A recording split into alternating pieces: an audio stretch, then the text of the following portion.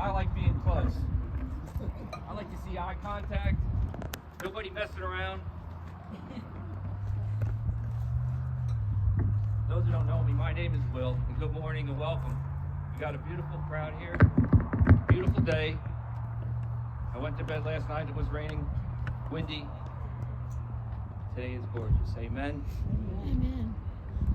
You know, we don't probably remember when it happened, but when it did, we were absolutely fascinated by it.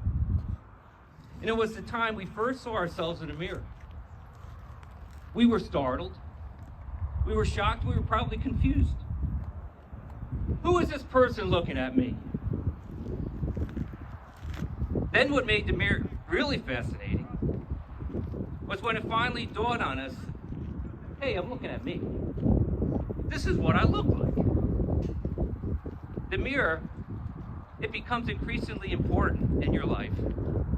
Whether you're about to go to school, go to work, go on a date, get married. The one thing that we make sure we do before we leave the house, we look in the mirror. The reason is the mirror, it never lies. The mirror shows you what you look like when you have makeup on and when you don't. When you're clean shaven and when you're not. When every hair is in place or every hair is out of place, or you don't have any hair to put in place. There is nothing fake or hidden in your mirror image. So today we're going to be in Daniel, if you haven't picked it out by now. Chapter 6, 1 through 16. The title of the message is called Under the Microscope, the Mirror Image. You know, we're not talking about what you see physically when you look in a mirror. We're talking about what you see spiritually, morally, ethically. We're going to be talking about the most important thing about all of us, and that is our character. What do you see when you look in a mirror?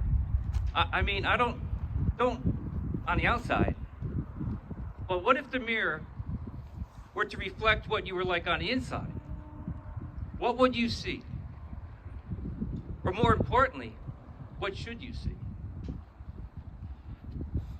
You know, we are living in a day where people are far more concerned about their reputation than they are about their character. And the latter is not always a true reflection of their former. Your reputation is what people think you are when they see you through a window. Your character is what you know you are when you see yourself in a mirror. And it has been said, people are like trees. The shadow of the tree is reputation. The fruit of the tree is personality. But the root of the tree is character. And Abraham Lincoln said it best. Character is like a tree, and reputation is like a shadow. The shadow is what we think of it. The tree is the real thing. So here's a great question to ask yourself. If your reputation met your character on the street, would they recognize each other? The question is, what makes up good character? What would be the character traits that would be true of you if your character was not just good, but godly? Or your character was not just what you would like it to be, but what God would want you to be. I want to say to you that the first trait that would be real in your life, the first thing that people would know about you, if you truly have the right character, it would be integrity. If you were building a house made out of character, the foundation would be integrity. You've heard the saying many times, everything rises and falls on leadership, and that is true. But leadership rises and falls on integrity. Integrity is more important than fame or fortune, believe it or not. It is more important than position, possessions, popularity. What you accomplish will make your name known, but your integrity will determine whether your name is worth knowing. Today we're going to study a man who I believe is the picture of integrity, and it's because of his integrity that we even know who he was and why he has a book in the Bible. His name was Daniel. And anyone familiar with the Bible, they think about Daniel in the lion's den. It is found in Daniel chapter 6. And what's important about this story is not that Daniel was thrown into the lion's den. It is on what happened before Daniel was thrown into the lion's den and why he was thrown into the lion's den. It teaches us 3 important lessons about integrity. Why it's so important and why we must have it. Number 1, live a life of integrity. Again, when we think of Daniel, we automatically go to the lion's den. But the reason that he was thrown into the lion's den is more important than the fact that he was thrown into the lion's den. We often forget what got him into the lion's den to begin with. Verse 1 and 2. It pleased Darius to appoint 120 satraps to rule throughout the kingdom, with 3 administrators over them, one of whom was Daniel.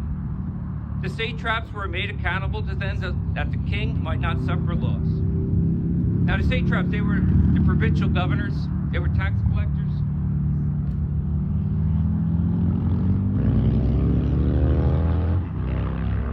The king of the empire at this time was a pagan by the name of Darius. And he suspected that some of the people under him were not only not doing their work faithfully, but they were embezzling money. The emperor was so vast, so large, that he knew he had to surround himself with the best people to ensure honesty, accountability. He knew you're no better off than the people that you surround yourself with. It was absolutely critical that he find the best people possible to help him oversee the kingdom's affairs. There was one choice that was obvious, verse 3. Now Daniel so distinguished himself among the administrators and the satraps by his exceptional qualities that the king planned to set him over the whole kingdom. Now Daniel is 85 years old now. He's been serving Lord in Babylon for 70 years, and he's about now to go under the 3rd king. This new kid on the block, King Darius, it was likely that he never had met Daniel before. Though not everybody knew Daniel, everybody knew about Daniel. If you read the book of Daniel, you know that Daniel's reputation preceded him. For 7 decades, Daniel had proven himself to be a man of absolute, complete, impeccable integrity. Daniel was put in charge of everyone else. He was only second in command to the king himself. Integrity is the cream that always rises to the top. Integrity trumps ability every time. There is no limit to how far anyone can go if they can always know that they can be trusted to do the right thing. He was not promoted because of his temporal seniority, but because of his moral superiority. His character was a cut above everyone else. And we are going to see it was his integrity that got him into deep trouble. Verse 4. At this, the administrators and satraps tried to find grounds for charges against Daniel in his conduct of government affairs, but they were unable to do so. They could find no corruption in him because he was trustworthy and neither corrupt nor negligent. You know, there was evidently a good old boy network here that had been skimming off the top, and they knew their days were over as long as Daniel was at the top. They all knew that Daniel was an outsider, a foreigner, an immigrant, a Jew, and they couldn't stand the thought of him being over them. So what did they do? They launched a full-scale investigation into his life. They literally threw the stink at him. They put a tail on him.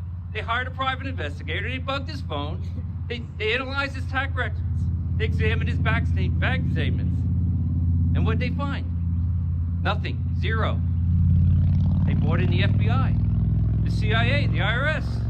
They ordered him to turn over every rock for every bed, every drawer, and every closet. They couldn't lay a glove on him. They thought surely after 70 years of working in the government, there was something, anything they could cut Daniel down to size.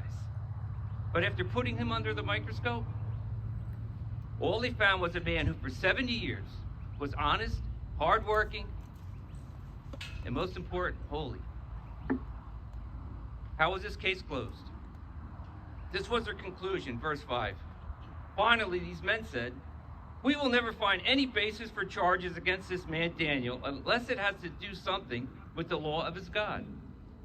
What a testimony to be able to say about someone that you will never find anything legally on this guy, morally or ethically.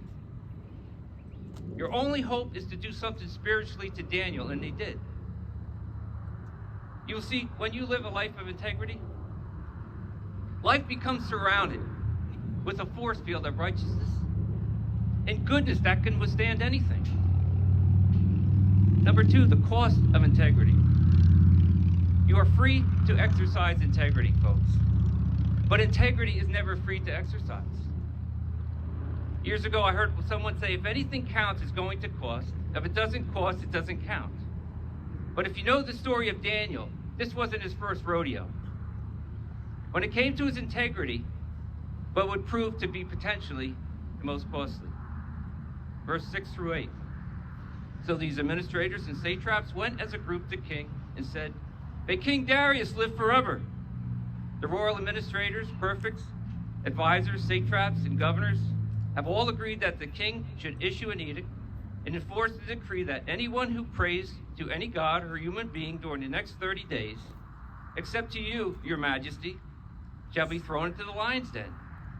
Now, your majesty, issue the decree and put it in writing so that it cannot be altered in accordance with the law of the Medes and Persians, who cannot be repealed. You have to give these men credit. It was a brilliant idea. They had just checkmated Daniel. They knew they could find nothing immoral or unethical. They decided to make his faith illegal. Daniel, he didn't hide the fact that he prayed 3 times a day. He didn't hide the fact that he prayed to the only God there was.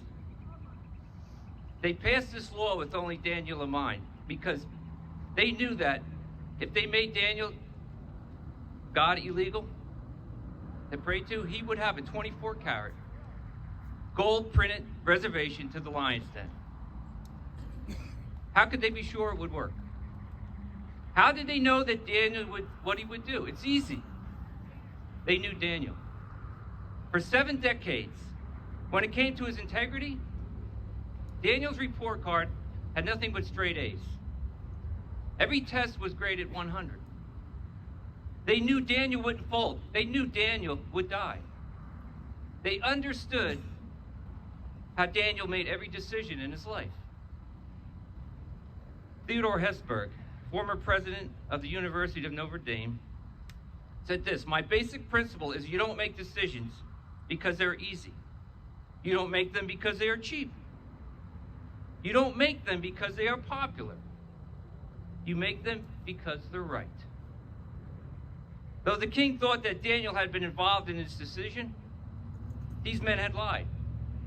Daniel knew nothing, so we read in verse 10. Now when Daniel learned that the decree had been published, the rubber had just hit the road in Daniel's faith, and it's really sad. He had offered a lifetime of honesty, decency, godly integrity into government service. He had served faithfully and loyally under every king. He had always done what was best for others. And what did he get for it? A gold watch? House down on Main Street? Severance package? Now he was facing the loss of his position, his security, his income, his friends, even his own life. I'll say it again. You are free to exercise integrity, folks. But it's not cheap to exercise integrity. You need to remember this. Integrity is not so you can always get what you want to have or to go where you want to land, but to be who you ought to be. Daniel was going to do whatever he did next with his eyes wide open, knowing full well the cost he may incur. He came through just like his enemies knew he would.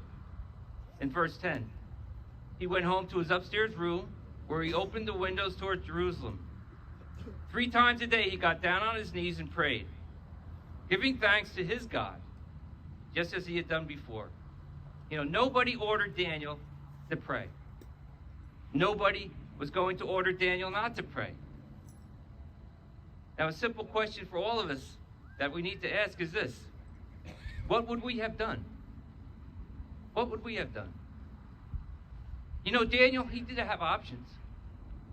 He could have played it safe and quit praying for 30 days. He could have closed the windows and prayed in secret. He could have decided to take a month off and go on a sabbatical somewhere. He could have laid in bed at night and prayed silently. But you see, integrity, it never goes on vacation. Integrity never takes a break. It never calls a timeout. It never takes a pass. Integrity doesn't go with the flow. Integrity doesn't follow the crowd. Integrity stands its ground. Integrity doesn't listen to the polls. Integrity listens to nothing. It lives for principles. Integrity may leave you all alone. Because we find out in verse 13 that Daniel is the only one that was charged. Then they said to the king, Daniel, who is the one of the exiles from Judah, pays no attention to you, your majesty, or to the decree you put in writing. He still prays 3 times a day. Whenever you are told to stand down and instead you stand up, you will stand out. And you may stand alone. Integrity never talks the talk. What does it do, folks? It walks the walk. It never veers off course. It never takes a shortcut. It never cuts corners. It stands tall. It stands tough. It stands true to what is right. That leads to the last thing we need to say about integrity. Pay the price of integrity. The traitors turn tattletale. They run to the king. They present their case. Verse 11-16. Then these men went as a group and found Daniel praying and asking God for help. So they went to the king and spoke to him about his royal decree. Did you not publish the decree that during the next 30 days, anyone who prays to any god or human being except to you, your majesty, would be thrown into the lion's den? The king answered, the decree stands in accordance with the law of the Medes and Persians, which cannot be repealed. Then they said to the king, Daniel, who is the one of the exiles from Judah, pays no attention to you, your majesty, or to the decree you put in writing. He still prays 3 times a day. When the king heard this, he was greatly distressed. He was determined to rescue Daniel and made every effort until sundown to save him. Then the men went as a group to King Darius and said to him, remember, your majesty, according to the law of the Medes and Persians, no decree or edict that the king issues can be changed. So the king gave the order. And they brought Daniel and threw him into the lion's den. The king said to Daniel, may your God, whom you serve continuously, rescue you. Pretty high price for a lifetime of integrity, huh? It's not going to be quick like lethal injection, a beheading, a firing squad. A lion's den death is not pretty. They don't call him the king of the jungle for nothing. A hungry lion can eat 30% of his body weight in one sitting. That would be like an average person eating 200 quarter-pound hamburgers for lunch. No man, not even Tarzan. Because an average lion has the strength of 14 men. Now you have to feel for Daniel. You would think that after 70 years of faithfulness and godliness, an 85-year-old man wasn't going out this way. But that's the price you pay for integrity. Because you never outgrow integrity. And folks, you never get too old to do what is right. Daniel pays the ultimate price of being thrown into the lion's den to face an horrific death. I know some of you are thinking and you're saying, but wait a minute. Daniel was delivered from the lion's den. If you keep reading, yes, he was. But that's why I purposely stopped the story at verse 16. See, I want you to imagine that is where the story stopped. Because not everybody that gets thrown into a lion's den comes out alive. The only way you will ever maintain your integrity is when you make the same decision that Daniel made. You've got to make it every day, folks, before you get out of bed, go to school, go to work. You've got to make up your mind that your integrity is more important than your safety, your security, your prosperity, or your popularity. At the end of the day, there is just one question you should always be able to answer, 100% in the affirmative. It is not, did I do things right? But rather, did I do the right thing? 600 years later, a story eerily similar to this one took place. Listen to verse 17. A stone was brought and placed over the mouth of the den, and the king sealed it with his own signet ring and with the rings of his nobles, so that Daniel's situation might not be changed. He was thrown into a cave. A stone rolled across the entrance. Soldiers are placed there to guard the cave, and it is sealed. Another man faced death like Daniel, except he wasn't thrown into a lion's den. This man was nailed to a cross. Daniel didn't know whether he would live or die. But this man, oh, he knew he would die. We know, of course, that Daniel, he was delivered from death. But this man was delivered through death. Daniel didn't die. He came out alive. But this man died. But he came back again alive, amen? Both faced what they faced because of their integrity. Technically, Daniel was guilty because he broke the law. But Jesus was guilty because we broke the law. There is one other big difference. Daniel was guilty because he had broken man's law, but Jesus was guilty because we broken God's law.